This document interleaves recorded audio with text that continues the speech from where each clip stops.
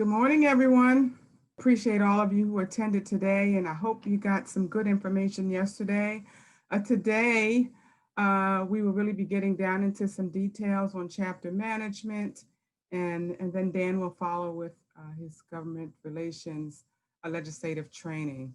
So what we're going to do this morning is I'm going to take the first part of this presentation to sort of lay the baseline for chapters and councils. Many of you may know some of this information, but we have a lot of new chapter presidents and new leaders.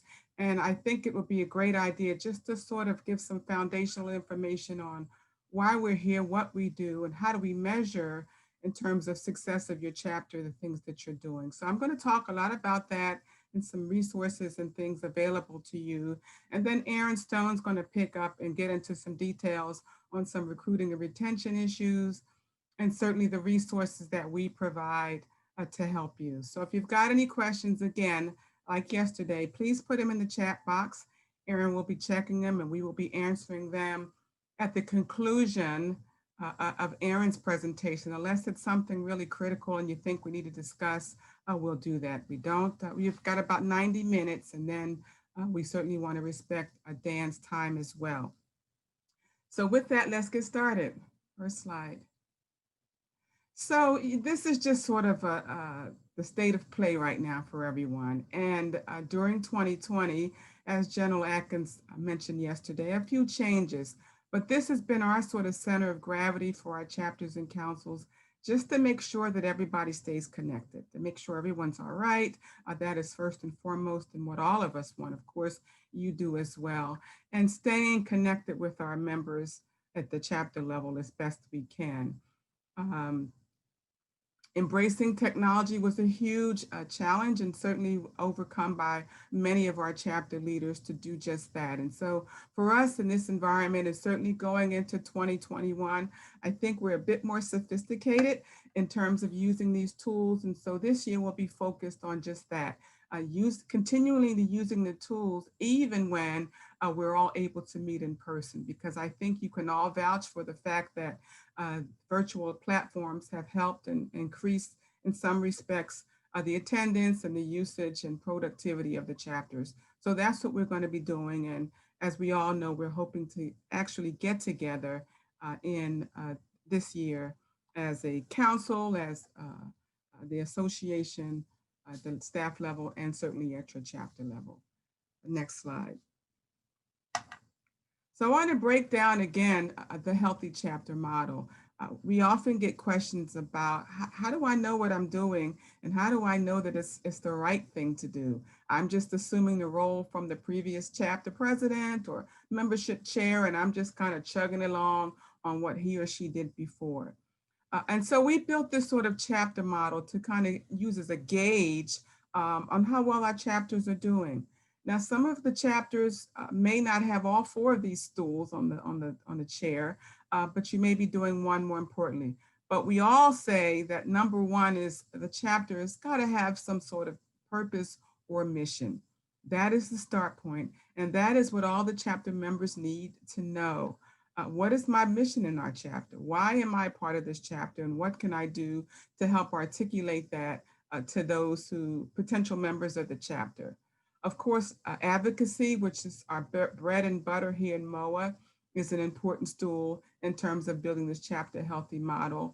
And that kind of ties right into community engagement and working both with veterans in our community, our state, and those things that tie with that, JROTC, ROTC, all those do that, which feeds into the membership growth, both at the chapter level and at the national level. So if you're kind of working with that foundation, it sort of helps build why you're doing what you're doing in support of your local chapter. We see some of these things reflected in these things you see on the slide. The committee module, of course, which was a huge, significant event undertaking for us. And I am extremely pleased with the number of chapters that have embraced the committee module. It's still has a little bit of warts on it, but we think we are doing the best we can with what we have right now. And we'll talk more about the committee module later on. But using the committee module, asking questions, being curious about it are all key indicators that our chapters are engaged and our leaders care about what we're doing. Stats for recruiting and retention, the things that you're doing monthly to report your recruiting stats and the things that you're doing to encourage recruiting. Online dues program, we're going to be talking about that a lot this year in 2020 because we do want to see an increase with our chapters. This is a great tool that will help you in terms of collecting for national dues for our members and the ability to donate tools. So we'll talk more about that. Use of the sponsorship funds and monies that we have are all indicators of a healthy chapter, doing those things to help support our chapters and your local chapter. Next slide. This is a great tool to have for leaders as you step into this position, and even those who have been in the position for a while, to go back and take a look at this. This is just a checklist. You know, how am I doing? Is my chapter doing some of these things, most of these things, to indicate how well you're doing?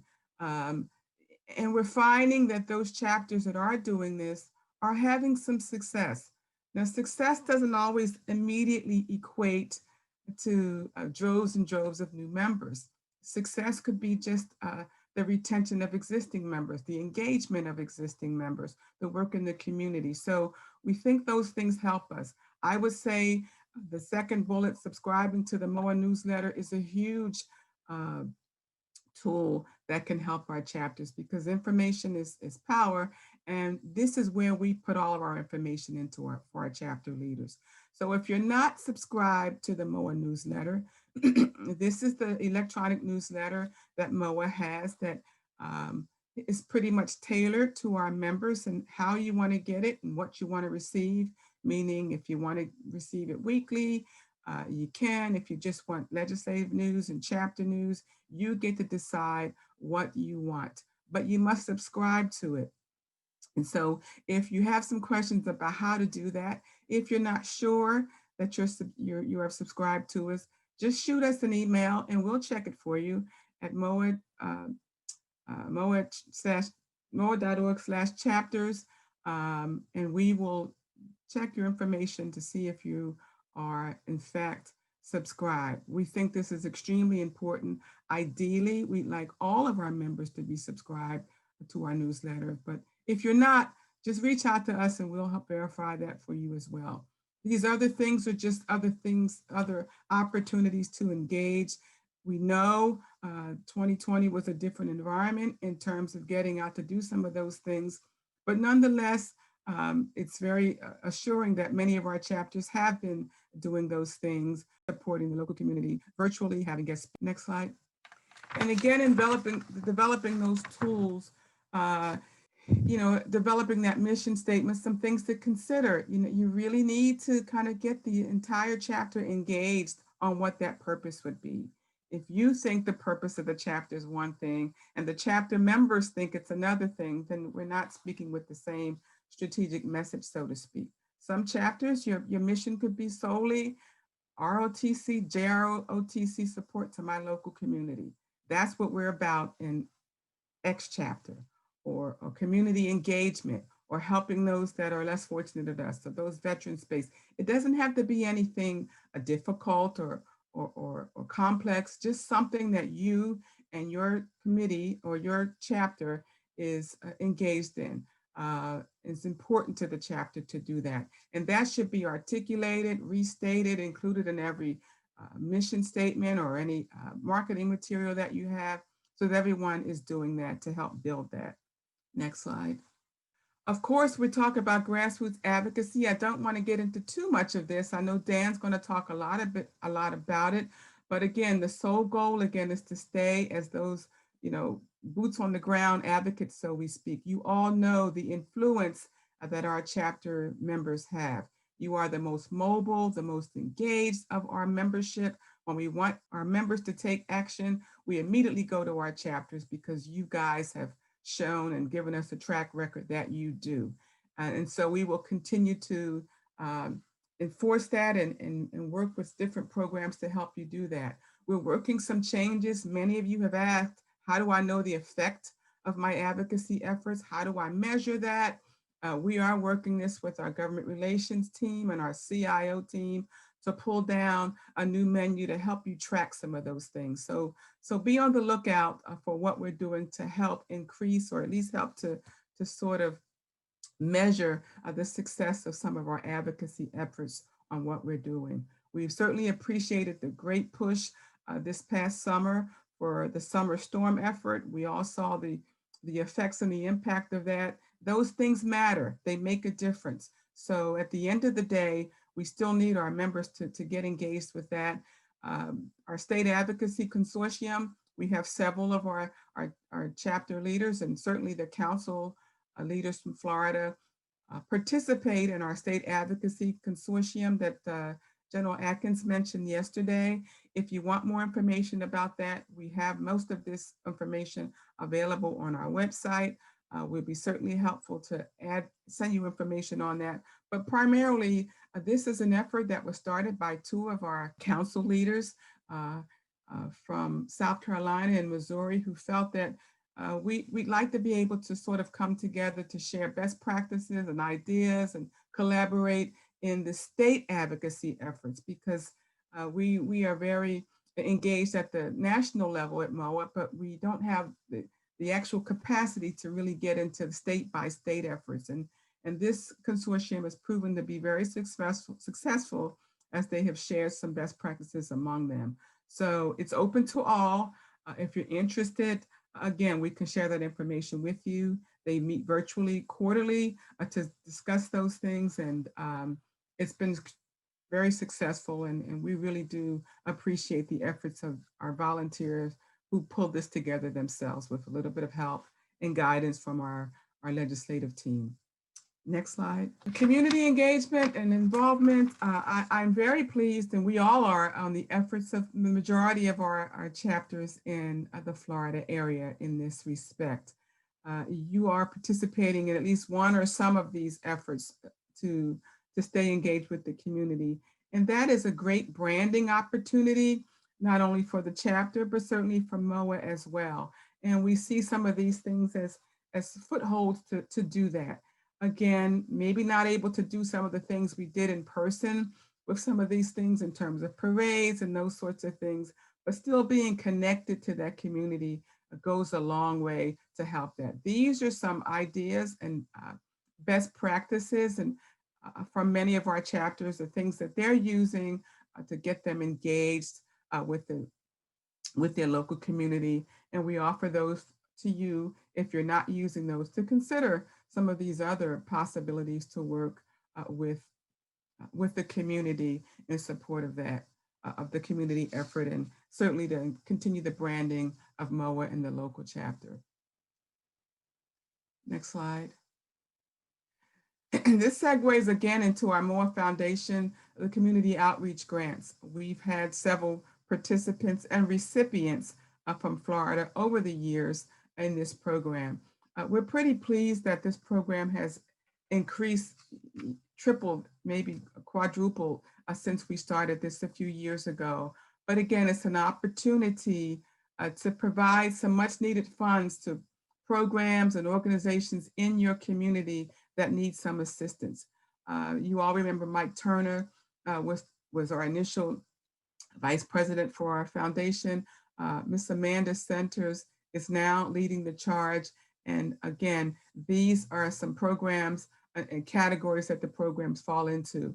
We have until the 28th of February to get your applications in. We are seeing a few trickle in right now. We know that there's a little bit, some changes from last year, but nonetheless, if you've got a program, if you're familiar with it, if you want more information about the program, just check with that link right there at Foundation to set you through. Just a little bit of criteria.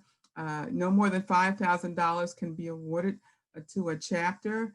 The chapter leaders must have some involvement in it. You don't have to be the president of the organization, but we have to show or see some engagement some active engagement at the chapter level with the chapter leaders.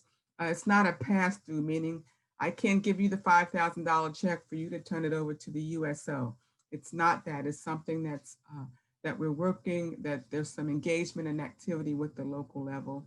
And of course, as General Lynch mentioned yesterday, this does require general liability insurance at the chapter level. And again, this has been a lot of consternation over the last few years about the cost of that and the value added and those sorts of things. And I agree with Joe yesterday. It is just something good to have. You don't need to have the liability insurance to submit the application.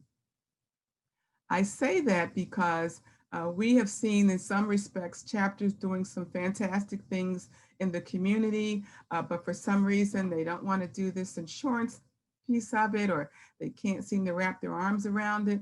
And so they decide not to submit an application. I would say submit the application. And if you're fortunate to be selected, at that point, then you can decide to receive or to purchase the liability insurance. What does that do? Certainly, if liability insurance is $300 to $400 or so, depending on, some risk and number of chapter members, wouldn't that be worth potentially receiving $5,000 in support of your organization? So something to think about. Don't let that dissuade the chapter from submitting an application for the outreach grant. So I think the next slide, we just have some examples, or at least some additional information about the liability insurance. You all know that MOA's insurance arm Mercer provides a coverage for chapter liability. But there's also local brokers that you may get a better deal with in your community to look at that. Michelle Ernesto has been a great partner with us. She's kind of the personal one-on-one a representative from Mercer who works with our chapters. And so if you're interested or just have some questions, feel free to give her a call and she'll step you through it. But again, you can talk through other brokers that can help you as well if you're thinking about this liability insurance. And again, you may just want liability insurance avoid of being a part of the chapter grant program just to protect the chapter from some of those instances that Joe talked about yesterday. But again, if you're looking for that, we can help you. Here are some examples. Here are some things that your chapters have done over the years. We're pretty proud of the chapters here. In recent leadership forums, we have had some of the recipients talk before the group to discuss the process and the value and some of the impact that these awards have had in the local community. And we foresee this being around for a long time. And so we'd like to see these numbers increase.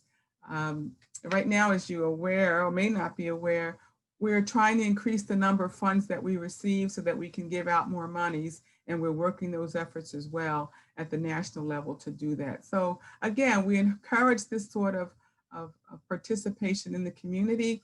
It really is a 3-4 fold effect when we do that. The public relations or the PR effects of this have been wonderful in terms of not only showcasing MOA, but certainly in some respects bringing more members into the chapter level after seeing some of this greatness that's being done. We have a webinar on our page that kind of steps you through the application process. It's pretty simple to kind of help you with the sort of grant writing, so to speak, on how to pull this together. So overall, this is a great opportunity that you may want to pursue. Many of you may not be in the position to get it in for this February 28th deadline, but certainly something that you may want to pursue for next year's community outreach grant as well. Next slide.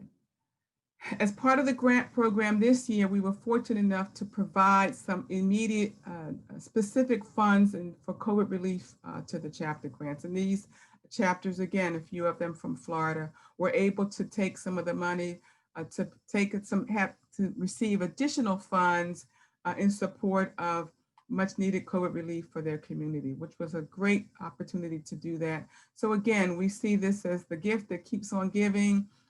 We don't know the impact of where we will be this time next year in terms of COVID. So something to consider as well as you start to think about opportunities to support the community with additional funds of summary sport. We always know this is a source of concern for many of our chapters, just how to create and generate revenue at the chapter level.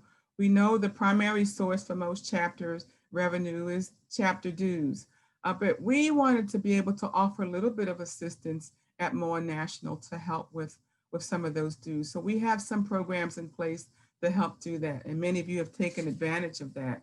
Our chapter recruiting incentives that we periodically discuss, you'll see more of those again this year, are great revenue generators. USAA sponsorship, as you all know, we've been fortunate to have a great partnership with the USA over the last 5 or 6 years that we help with our chapters in terms of community activities. We can award $300 to a chapter, $800 to a council once a year in support of an event or an effort at the chapter level. JROTC medals, presentations, supporting a luncheon or subsidizing the cost of a luncheon for family members. The application is pretty explicit on what you can and cannot do, but this has been a great program. Every year we've been pretty much in the last few years using all of this money. It's a first come, first serve. We've got about $40,000 for the chapters, first come, first serve to do that, and we've been fortunate to do that. We've received about maybe 30, 40 so far for 2021, and we see that we will be increasing that this year. So again, if you're not familiar with this program, if your chapter hasn't used this money, take advantage of it. This is pretty much free money on the table, guys. Some of these things I'm going to talk about, and we hate to turn money back, and we hate not to be able to use it. So the MOA sponsorship, USA sponsorship program is a great start. Again, all of these efforts are on our webpage, and certainly you can reach out to us if you need more information about that. More vacations rebate. Well, many of us may not be doing much vacations yet, but you may be planning something for the future.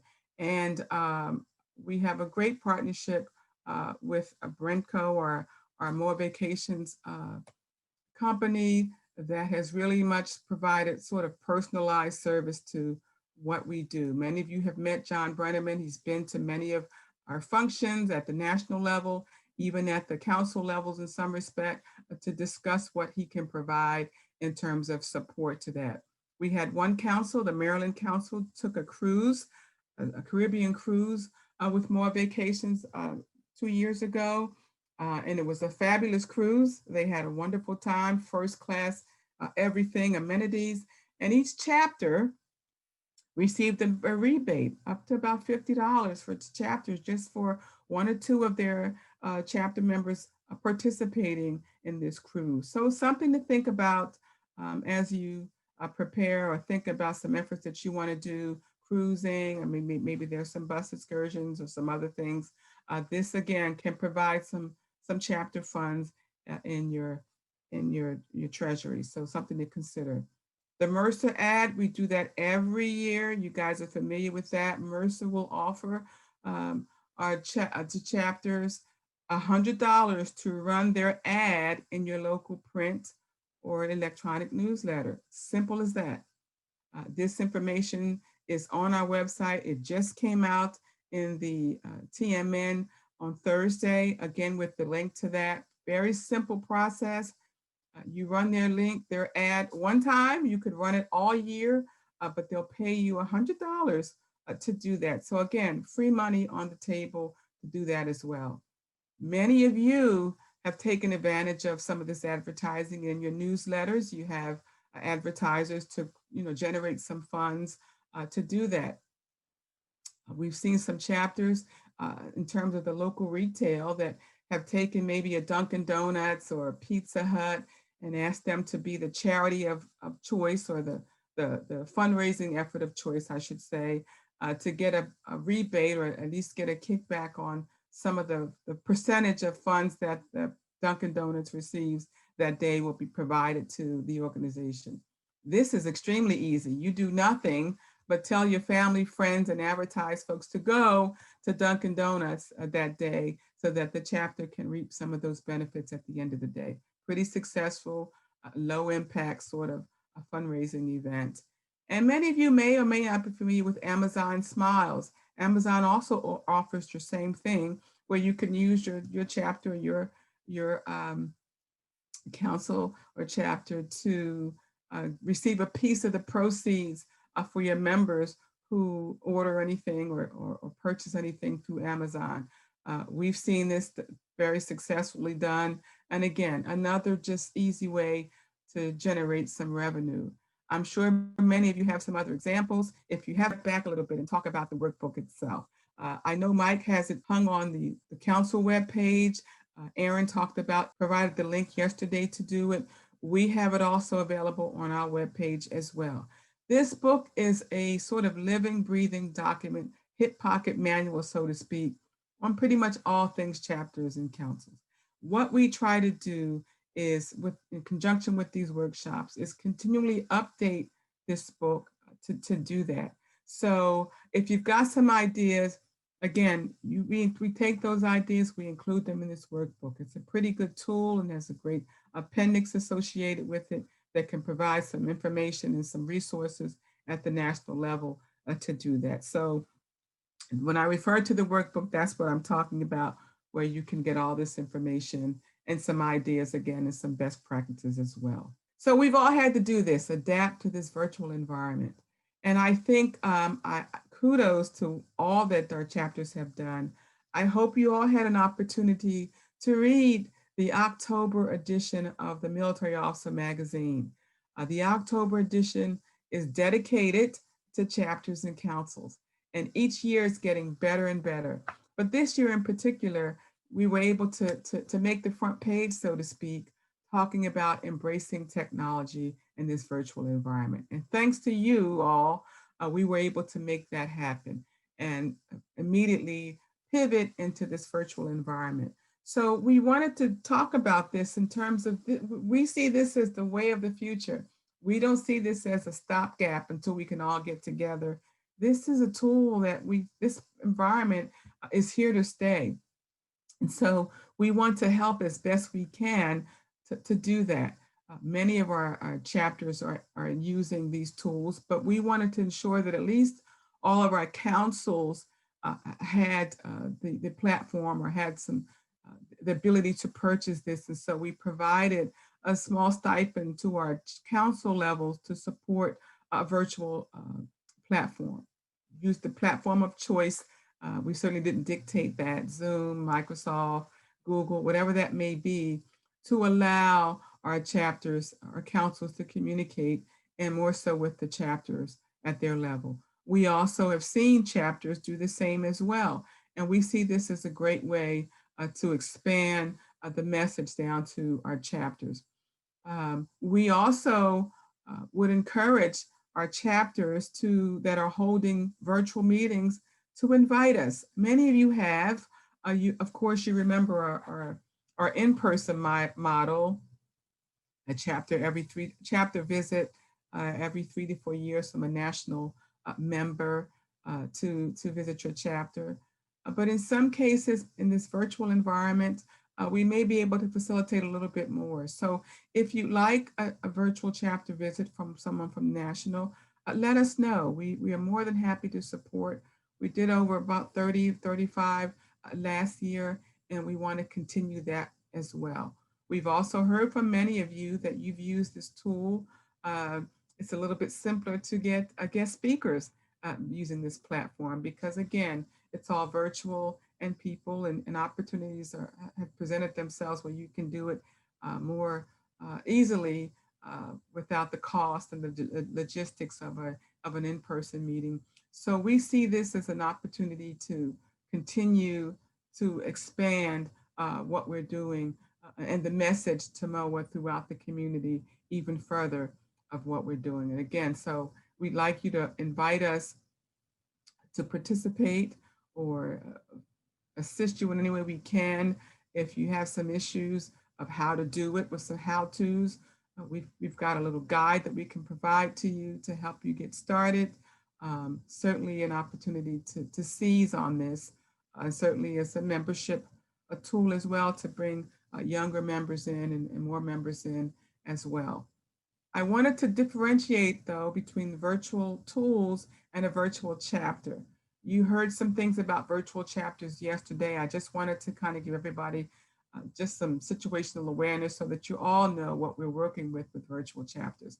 Our virtual chapters are just that. They're chapters that meet virtually. Right now we have 3 virtual chapters. We have the Uniformed Nurses, we have the Surviving Spouse virtual chapter, and we have the U.S. Public Health Service virtual chapter that was just charted in October. Again, the virtual chapter linkage is that it's a community of interest, so to speak, that forms as virtual chapters. Nurses, surviving spouses, it could be pilots, it could be lawyers, whatever that may be. People tend to gravitate to like-minded people. You know, IT professionals link up with other IT professionals. We're trying to increase our numbers of virtual chapters. Some of the good things that we have found from virtual chapters is that many of those members in virtual chapters are currently serving because they like this mobile platform and they can still, they're very transient, but yet they still want to stay engaged in some of those the interests that are important to them. So we get a lot of currently serving members in our virtual chapters, certainly for our nurses and our public health service. We're seeing that some in the surviving spouse, but not many. But the other unintended positive consequence was that many of these virtual chapter members are now becoming part of their geographic chapter because now they're getting it, they understand it, what MOA does and what the chapter affiliate network does. And so not only are they members of their virtual chapter, but they've gone back to their local geographic chapters as well. And that's what you want. Again, new members in your chapter to help you do those things. So we are promoting this virtual chapter growth, and it's open to anyone who wants to sort of start a virtual chapter. It only requires sort of a champion of someone that says, yes, I'd like to do a virtual chapter for all transitioning officers or something like that that you may see as important. The sky's the limit. We sort of look at that. Captain Pat Williams is our Director of Engagement here at MOA. She's sort of our lead person. We work very closely with Pat in the virtual chapters environment. So if you're interested or you know someone or you know some efforts, please give us some leads and we'll try to walk that down to increase the number of virtual chapters. We see this again as the wave of the future in terms of bringing a younger demographic, bringing the currently serving involved into the MOA space, and these virtual chapters can help do that. So again, we're available to provide more information on that if you like on virtual chapters. And certainly we will continue to work the virtual tools that we discussed before. Next slide. And finally, I want to talk about just chapter communications. This is, I think, something that we continue to struggle with in terms of getting the word out.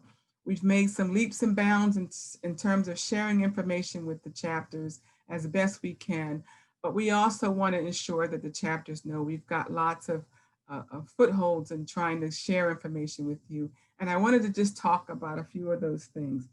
Again, our MOA webpage is a great source of information. Certainly our page, the councils and chapters, if you pull down the pull down list and talk with that, it's got lots of information. Right now, we are working to sort of bucket it where it's a little bit more user-friendly. We've come a long way in terms of finding the information, but we still are improving ways to portray it so that you can easily find some of this information.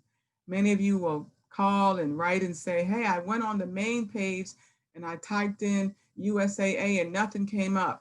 Or I typed in committee module and I couldn't find anything. This website is horrible. Well, it doesn't quite work like that, certainly with the committee module, which is sort of a protected behind the firewall function, because of course we're protecting our members' information. But there's a process on how to do it, and we try to put as much information in our web page as possible. Our magazine, which is extremely popular with our membership, is also an opportunity for us to include some chapter information.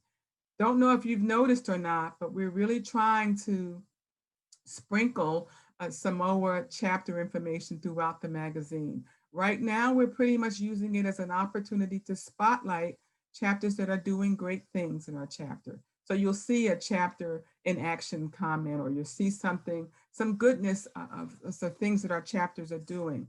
And the reason we do that is because we think this is an opportunity not only to spotlight and highlight the great things our chapters are doing, but again, to show our non-chapter members what our chapters are doing out there. And we're finding some success with that. Many of our national members become curious about some of the things they're reading about their local chapters. And so we will continue to do that as well in our magazine. And again, in the expanded October edition, we try to take it a little bit to the next level, and not only providing some of that spotlight information, but again, some more concrete resource information that we provide to you as well. So we will continue to do that as well. Our MOA social media presence, both Facebook, Twitter, those sorts of things, chapters that have used social media are finding some success in terms of gaining new members, or at least getting the word out to the local community on what's going on. We have a huge membership in our Facebook page from our national members. And so when we see our social media lead works with our chapters, and you've got the Aloha chapter, and they put something on their page and they hashtag MOA serves, our social media team picks that up, puts it on our MOA web page, and now it provides that local chapter with some national coverage in terms of what they're doing. So we see, again, social media is here to stay, and we want to be able to get our chapters into that space. So if you've got some questions about that, let us know. Again, Blair Drake, many of you have worked with Blair. She reads every newsletter that you send. I would also give this pitch as well for your electronic newsletters. If you're not sending them to us, you're missing the boat a bit. So include us on your distro list. Chapters at moa.org. You can send them directly to me. You can send them directly to Erin. We read every newsletter we get. We share these with Blair. She takes this information and builds, information that can be shared both in the magazine or in some of our other communications platforms. So please, if you aren't subscribed or including us in your distro, send your newsletters to us. We'd be happy to share that information because this is the only way in some respects that we know what you're doing down there at the chapter level is through that. So again, we urge you to take advantage of these communications platforms, the website, the web page, the magazine, the newsletter. The newsletter is pretty much my only way to get to you in one fell swoop. I can't email you all individually with information as much as I want to. I can't do that. You spam me and then you put me in a junk email and never read anything. So the newsletter affords us the opportunity to do this monthly. You'll see the council and chapter news that came out this Thursday, and we really do make a great effort to put timely, relevant information for you to share. So again, it goes back to the subscription piece, subscribe to the newsletter, and we'll do that. So again, I just wanted to sort of lay the baseline of what we're doing, some things and some improvements that we've made in terms of helping the chapters with some revenue generation, some programs, and these sorts of things to help you. What we like to do now is talk a little bit more in depth about some of our retention and resource programs that we have for your use. So with that, Erin, I'll turn it over to you, and I will be checking the chat box. Thank you, Terri. Good morning, everybody. So we're going to dive a little bit deeper into some of the things that Terri talked about and a couple of other tools. I want to first kind of foot stomp what she said about the MOA website. If you haven't used our website recently, we think it's much improved. There's a drop-down menu at the top. As soon as you sign into moa.org, you'll see the drop-down menu where it says I am a. And then you drop down, and the bottom item to choose is chapter council or chapter leader. And if you click that, you'll see a bunch of different buckets of information there. And pretty much everything you want to find is on that website. If it isn't, and it isn't easily located by you, please let us know, and we're always trying to improve that. So there are 6 buckets of information, if you will, on our website. And one of those is recruiting and membership. So all of these things here on this slide are going to be found in the recruiting and membership section. And these are going to be your go-to items when you're thinking about how to recruit and use a lot of the tools that we're talking about. So first of all, the recruiting program guide is our annual document that outlines ideas, programs, tools that you can use. It also includes the incentive program in there. The last one that is posted on our website right now is the 2020 guide. Look for the 2021 guide to be posted this month. And that will, as I said, outline pretty much everything you need to know about recruiting, including pretty much everything else on this list. Common join form, we've talked about that a little bit during yesterday's session and today's. That is a customizable form that allows a prospective member, to register for both your chapter membership and national membership at the same time. We really encourage you to look at that. There's both a Word version and a fillable PDF version, and you are able to include your chapter logo next to MOA's. You're able to put a little bit of your mission in there and what your chapter stands for, which of course, Terry mentioned kind of defining what your mission is. You have to do that first.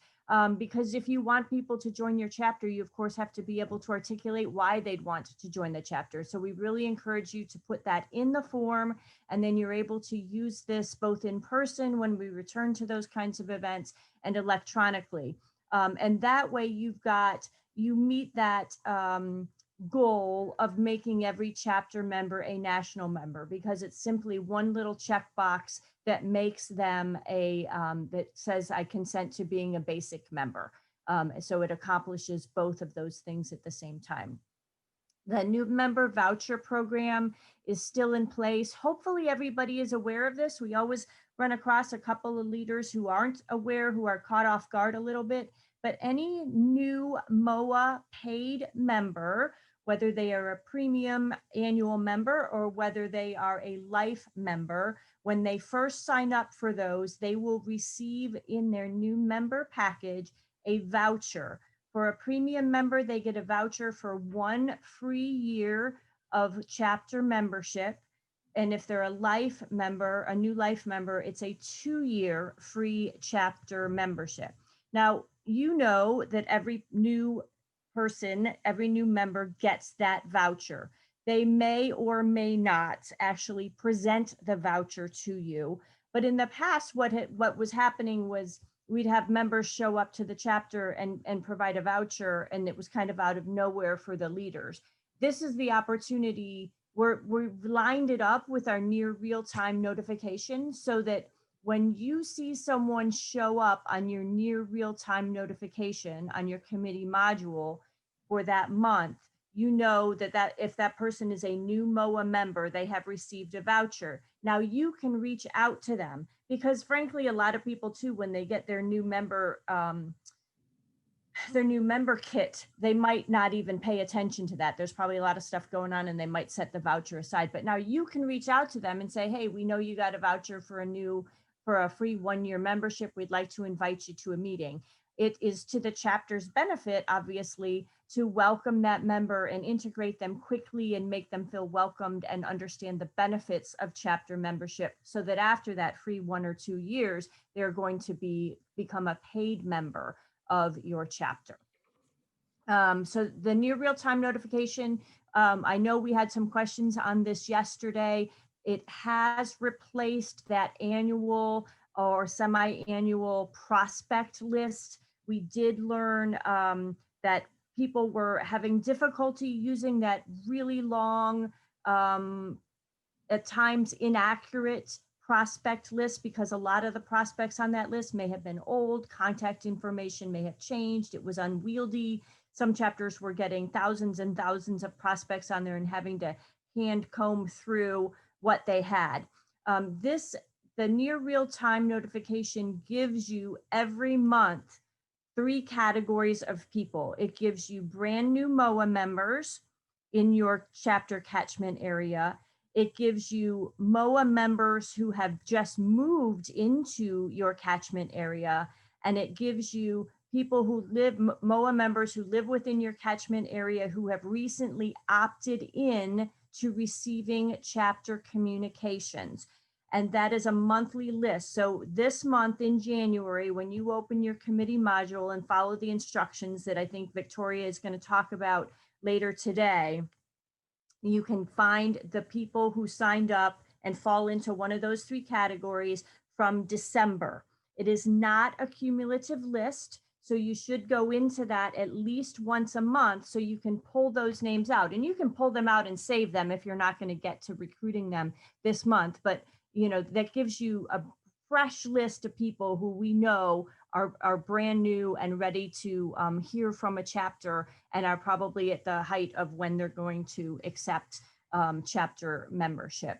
I had a question in the chat during Terri's presentation about chapter members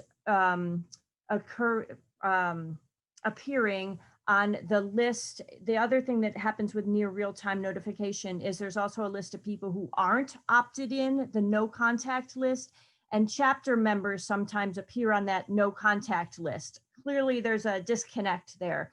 So the recommendation is that those members go in to their profile at moa.org or call the member service center and check their preferences. They may have opted out of chapter communications at some time in the past.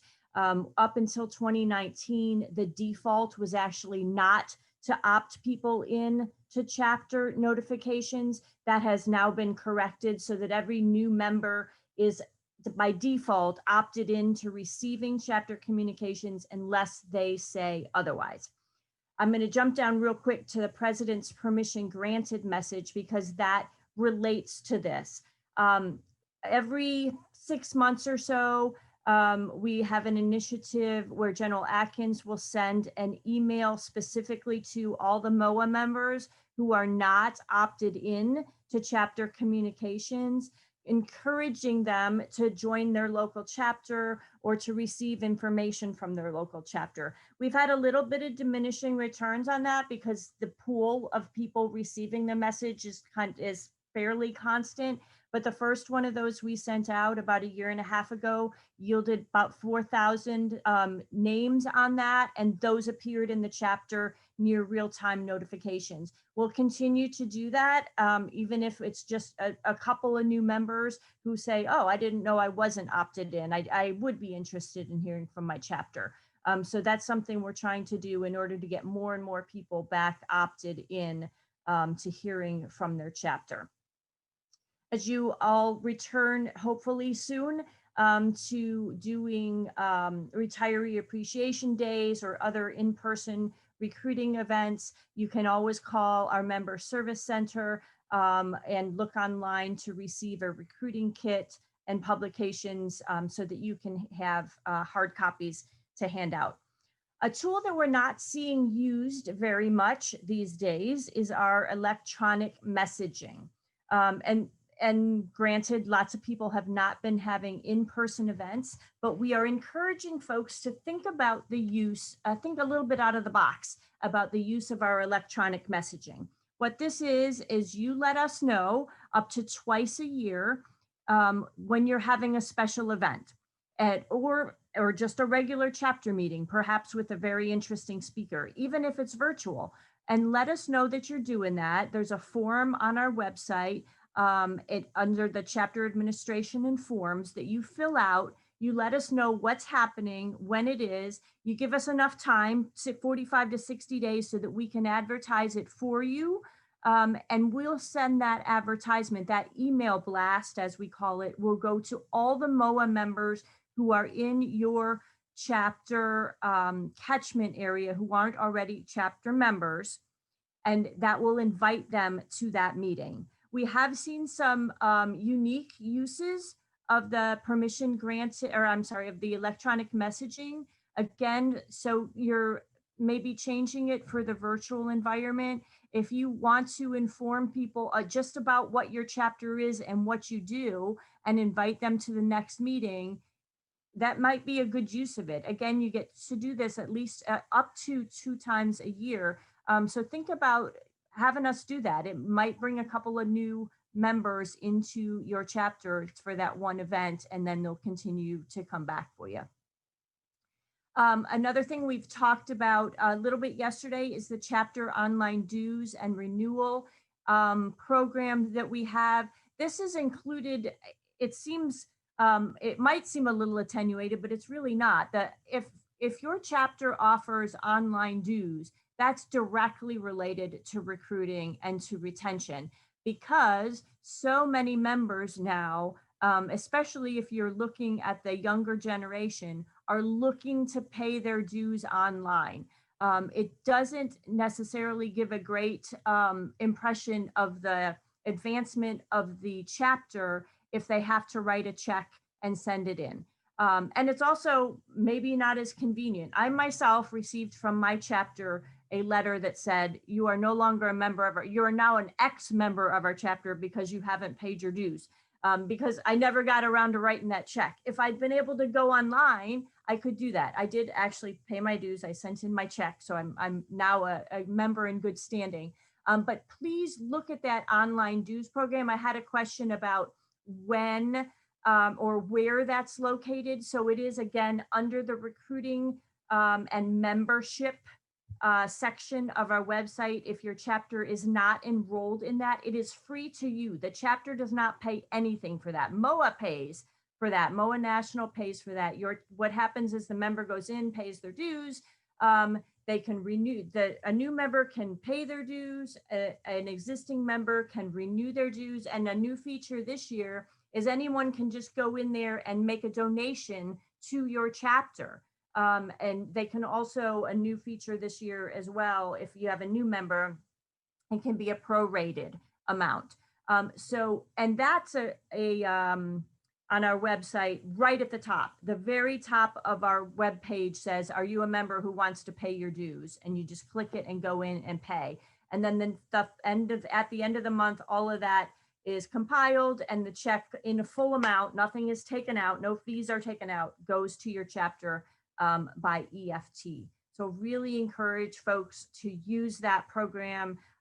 It'll make things, administration, a heck of a lot simpler for both your members and the chapter itself.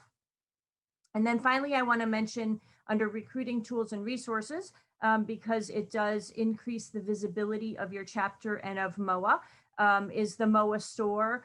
We just, you can do your coins on there. You can do your chapter, any chapter gear.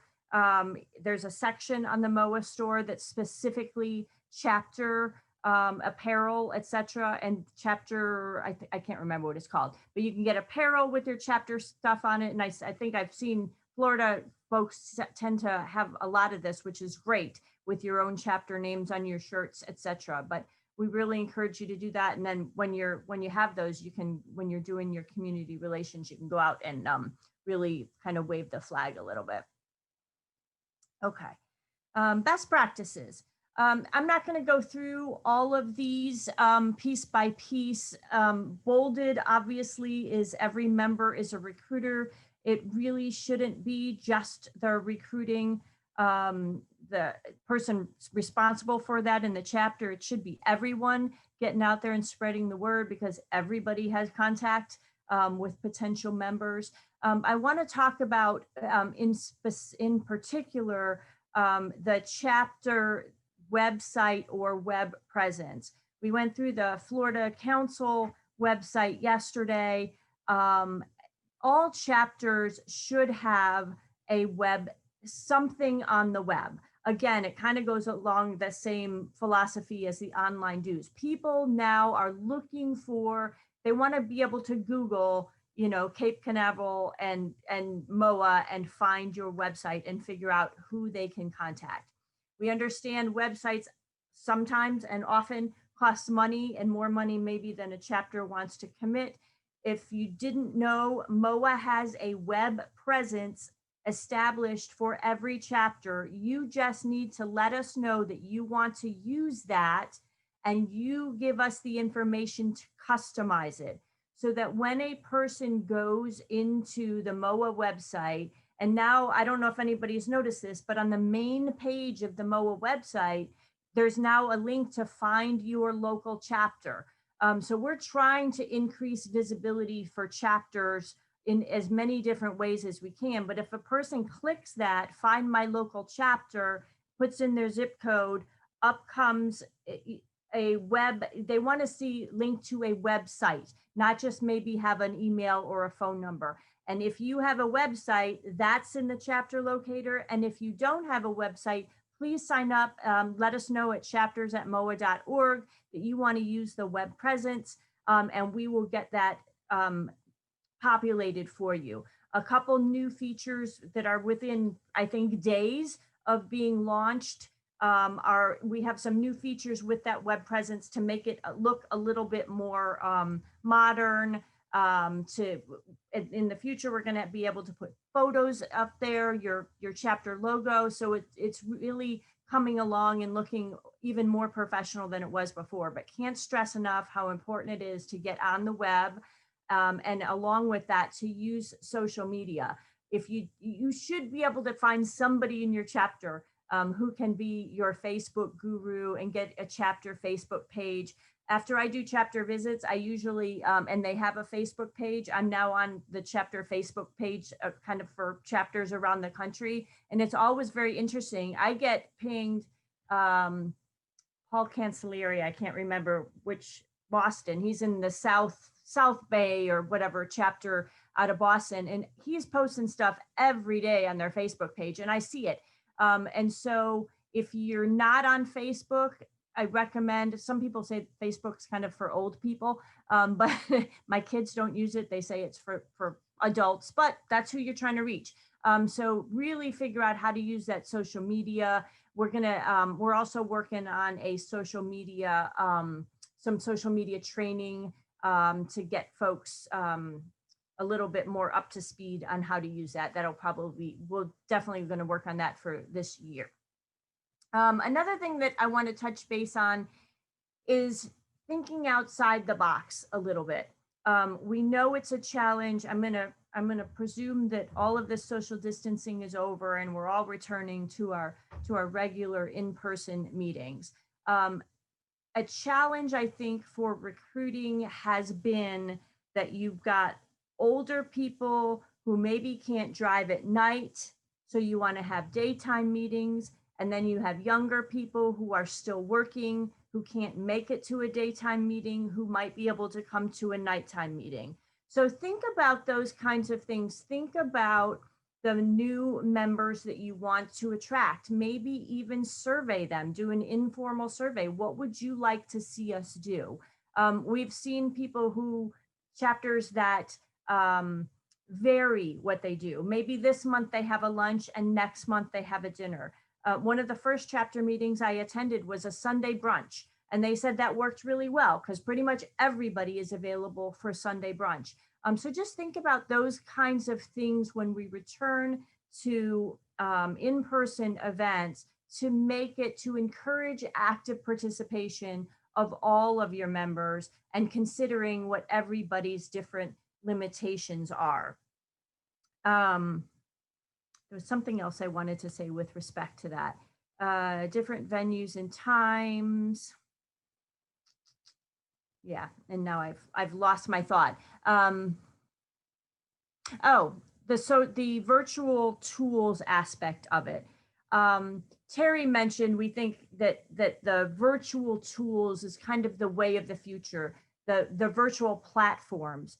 And I know lots of people want to return to in-person meetings, but what we've discovered in this past year has been that some virtual components allows people to attend that otherwise couldn't. So even when you return to in-person meetings, we would encourage you to figure out a way to have a virtual component to that. So perhaps people who live at a distance or can't drive at night, or are homebound for one reason or another, might be able to attend. Even if you do it during the day, think about the people who are at work and can't afford to come for a 3-hour meeting, but they might be able to just click in and listen, and attend virtually for an hour so that they don't have that commute time. So think about those kinds of things when you're running your meetings.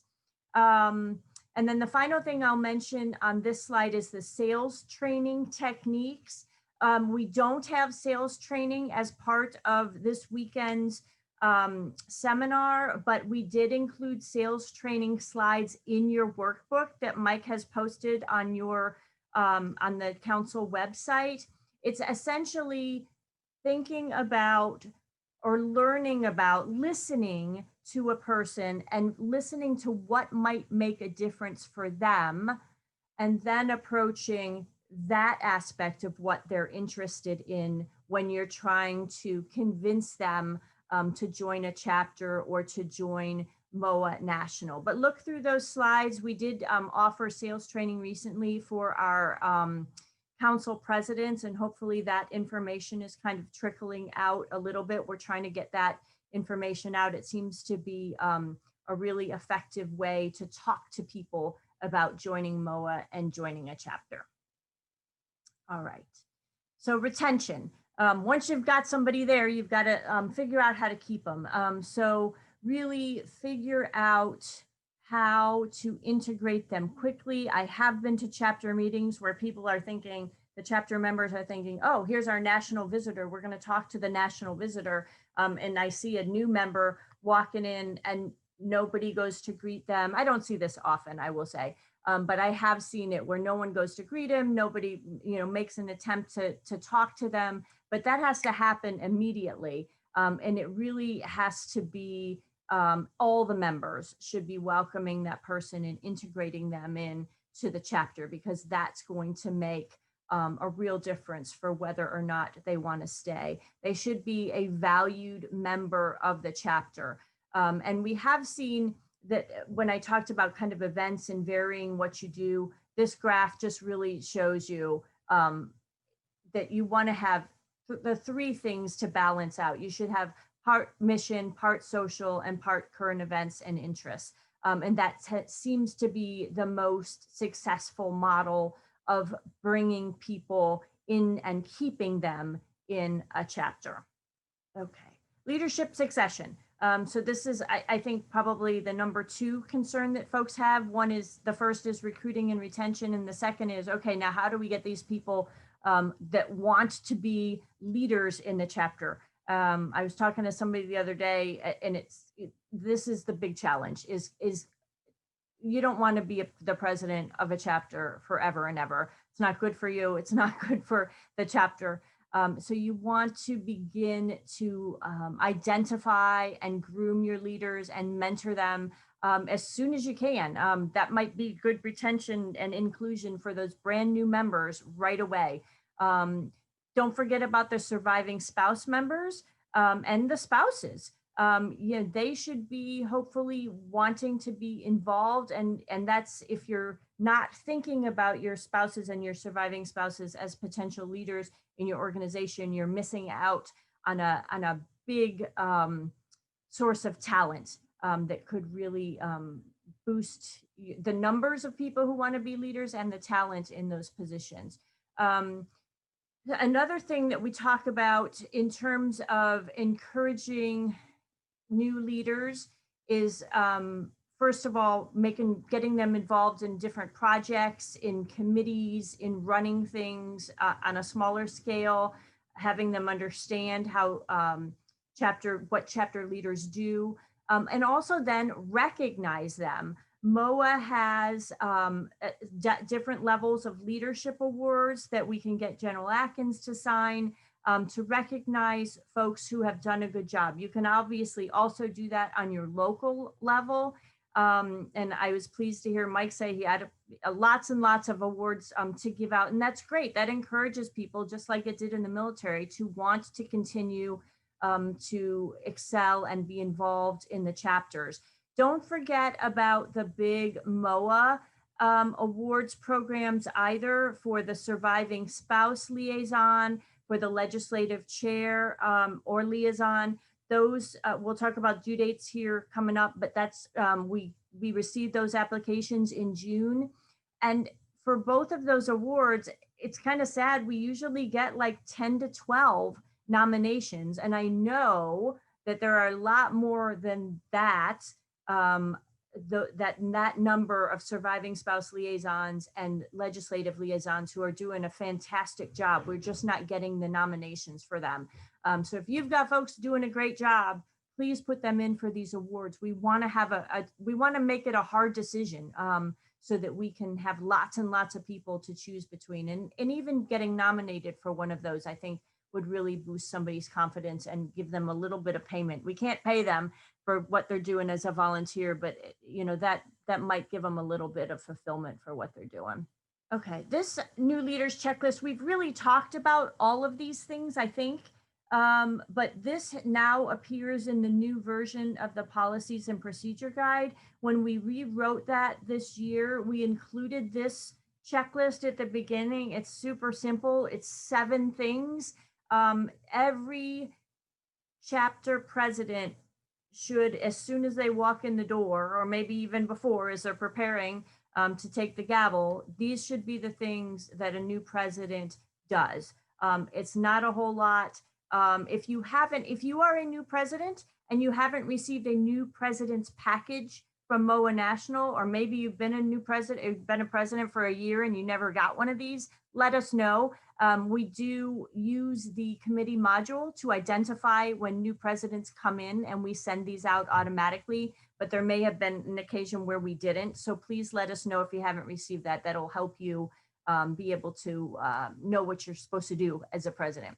But everything, I can't remember who mentioned it yesterday, but I think Joe mentioned it. The policies and procedure guide really is kind of your go-to. It's your constitution. It should answer pretty much everything you want to know about running a chapter or a council. Between that and the MOA website, you're gonna have most of the material you need in order to succeed. All right. But what if you do all these things and you're still struggling, or you have if you're in the council and you have a chapter that is struggling? We want chapters to communicate with their council and with us as soon as it looks like it's going to be a problem. We don't want chapters to close. We want to help preserve our chapters. And in most cases, the chapters don't want to close. But if they're not communicating with their council and with us, there's not a whole lot we can do to help restore them. There are some other, if we are involved from the beginning, we can really help maybe consider some of those options. And if you look in your workbook, if a chapter gets to this point, there is a chapter closing checklist, because a chapter just can't fade away. There are things that have to happen, including returning the charter and those kinds of things. And the disposition of funds is super important so that nobody runs into legal problems. So again, communication is going to be key. And making sure that we follow all the letters of what we need to get done to close a chapter. All right, so we're currently in Orlando, at least according to this slide. And we have our workshops kind of laid out for 2021. We did this at the beginning of 2020, obviously, before we knew that we were going to be virtual for a lot of stuff. We are still tentative for May. Understand that lots of planning and in-person stuff has to happen in order to make these things viable. So these are the workshops as we intend them now. We do we did convert the last 2 of our 2020 workshops to virtual. So we would intend to continue to do that with these if we're still at a point where we're not able to travel based on the guidelines that General Atkins laid out yesterday. But we really try, the point of this slide is we really try to cover the entire country in a 2-year period. Florida, we see you guys annually, which is great. But we will really try to cover the whole country within 2 years. This is another benefit of us being able to go virtual. And we'll probably continue to have a virtual component because this year, for the first time, we were able to invite, for example, Hawaii and Alaska to attend one of our regional workshops. And we wouldn't have been able to do that had we had to do it in person. So these are the key dates. Terry mentioned Mercer Ad is now open. The Communications Award deadline is coming up February 1st. We don't have a lot of applications for that yet. And we know that people tend to wait to the last minute, but that is coming up pretty quickly. As is the deadline for the community grant. Council President's webinar, we will do those quarterly. The next one will be in February. I think we just set the date for like the second week in February, the 14th. LOEs coming up, May 1st is the deadline. You'll find all of these dates again on our website as well. Right up top, you'll see a link to important dates. There's some more for the second half of the year. As Terry talked a little bit about that October magazine, we tend to look for input for it's the October edition, and we tend to look for input for that in July. So please start getting us your information. If you've got something interesting that you would like to appear in that magazine, photos, news stories, etc., start sending them to us now. But July will be kind of the deadline to do that. Next year's annual meeting, because we didn't get to do the LOE ceremony this year, we do plan to do that in October of 2021 with that annual meeting. All right, we're getting to the end. I think this is the last slide. So again, can't stress enough that pretty much everything you want is on that website. If it isn't, let us know and we'll get it there.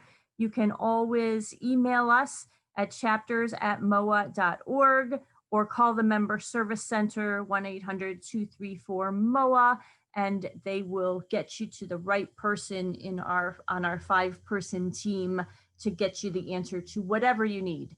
We're more than happy to help. And we are now going to see what we can do to answer your questions today.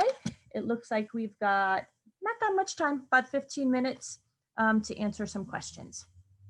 I know there are some questions out there, so if you can unmute yourself, we'd be happy to answer. I'm Gary Peppers from the Cape Coral chapter.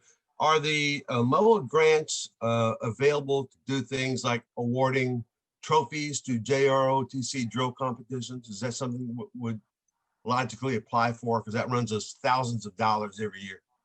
Gary, I would say no, because it really is in support of a community event. I think you may have some better success with using some of the USAA dollars, although it's not thousands, it is enough. But one way to verify, I would recommend you just reach out to our MOA Foundation, and they can sort of clarify the criteria for it. But I would actually say I don't think it meets the mark, but you could reach out to them, or we reach out to us and we can get back to you.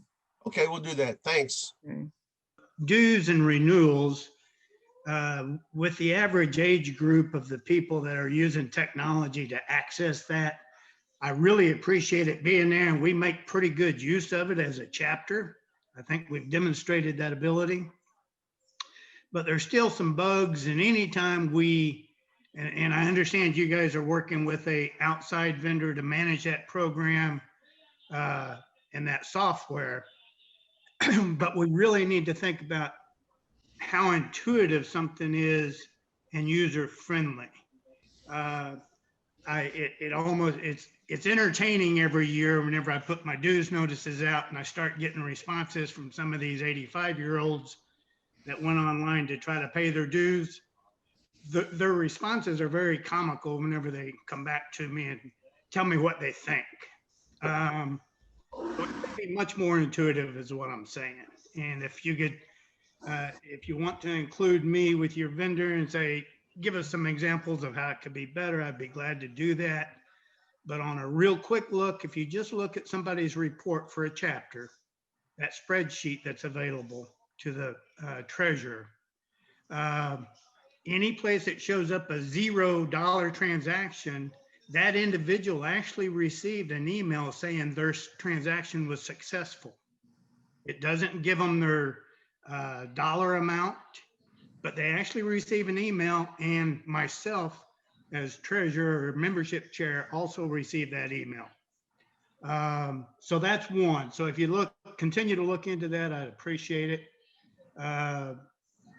The other thing with that system that is a problem for the chapters is there is no confirmation of the deposit of the transaction. We get on our bank statement the fact that a deposit was made for that month and an amount. The individual treasurers and chapter leaders have to go back in line item by line item on that spreadsheet report to verify that that transaction made it to the bank account. So that's very tedious, and it should be something that is transactional and automatically generated in the vendor's report that generates that Excel spreadsheet. Say, boom, this was in the January deposit transaction. Boom, that takes care of that. And I know back whenever I went back and validated and my entire report all the way back to the first day that we started using it, we had several missed transactions, and you guys worked with us and we got that corrected. But it should be an ongoing thing is what I'm saying. And I don't want to waste anybody's time. I'm running long here, but that's my input. Okay. So David, what you're saying is the report that displays that the treasurers can get displayed on their chapter dues system. You're saying that's not displaying for you on the Excel spreadsheet? It is displaying, but it does not tell you if the transaction was sent to the bank. In other words, you have that spreadsheet and it shows you the transaction date. Mm-hmm. That's the transaction date for the individual that made the payment. Okay. It has nothing to do with the transaction date of when that money, those funds were deposited into the chapter's account.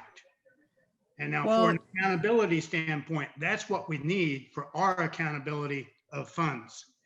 So the actual transaction to the chapter's bank account happens on the 5th of every month. Correct. Thereabouts. Yeah, but that's the instructions we provided to treasurers, that the 5th or 6th of every month, you should see that transaction for the previous month's transactions. Yeah, and all I'm saying, and I'll let it go after this, all I'm saying is we have to go back in, and it's only tedious at the very end of the year and the beginning of the year whenever you have lots of transactions. But you have to go in and account line item by line item that member number empty scratch $50 payment made it to the bank account. Okay.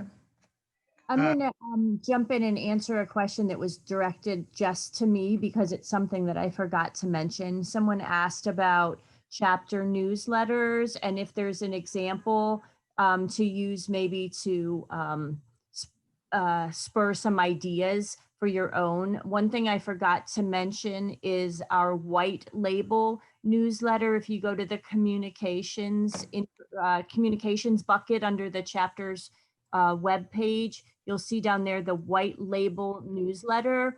We redo that every month, and it has a couple of articles on there, usually 3 articles that you can just use, maybe post a couple of extra things from your chapter on there. tailor it for your chapter and send that out. If you're just looking for an example of a really good newsletter, please talk to your fellow chapter leaders in Florida. But if you want to send us an email at chapters@moa.org, we'd be happy to give you some ideas. There's also some ideas in our policies and procedure guide as well, but we can shoot you some good examples of newsletters, I think, that will help you with that. So lots of good ideas. We are, unless somebody has a burning question, we will get to answer all of those that are in the chat. I think we've actually gotten to all of them now. So please continue to put them in the chat. We'll have them answered later.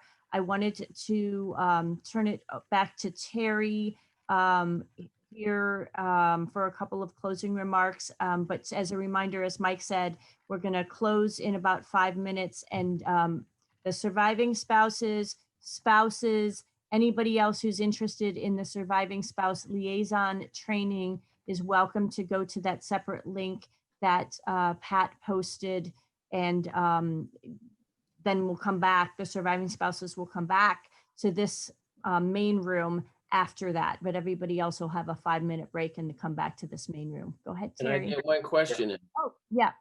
Okay. I agree with the previous speaker. You know, we're the Ancient City chapter in St. Augustine, and literally Ancient City applies to us. We are doing something this evening. We're sponsoring a pig roast for the Florida National Guard headquarters, trying to get some younger blood into our chapter. And we anticipate we're going to be very successful, or pretty successful anyway. We've been having a problem, and I did a chat question earlier on it. When a member goes, or when a prospective member goes to the website and it says join up on top, they hit join and there's the application to join. But we're not getting past that, so we know where they can pay. I've been at it for 2 days now. This shows how much of a dinosaur we are. Our new membership chair has been working on it. And we just need to get to the point where when I bring my computer tonight to the pig roast and I sign these people up, they hit join, there's the application, but where does it go from the application to here's how you pay with your debit or your credit card? We're missing that link. It reverts back to yesterday and use of the service seals. Given the history and nature of our organization and composition, it would seem to me that placing the service seals on our website only, which is what we do, that link directly to those service main pages is not a violation of what DoD intends for organizations that are not affiliated with the military to use them. So I open that up for discussion. I doubt that we'll ever get written permission from DoD. That would take forever, but maybe it's easier to beg forgiveness than ask for permission. Yeah, here's what I would say. We had a rehearsal on Wednesday, and this issue came up with General Lynch then, and then he covered it yesterday. I asked the question, have we, as a national organization, gone to the Pentagon and asked for permission to do so? And the answer was yes, and the answer was no. In other words, yes, we asked, and they said no. So I'm gonna instruct for now our webmaster, John Snyder, to change the logos down there to the words Army, Navy, Air Force, and so forth. And they're on my web pages, on my chapter web page. I'm going to do the same there. We use them on the programs for galas. We use them extensively. I'm not going to direct any of you to take them off of your web page or to take them off anything you do. You heard what you heard. I think it's important, at least for the council website, that we do so. And hopefully, I think it's crazy too. I know everybody thinks it's crazy, right, but it is what it is. So I think we have to live with it for now.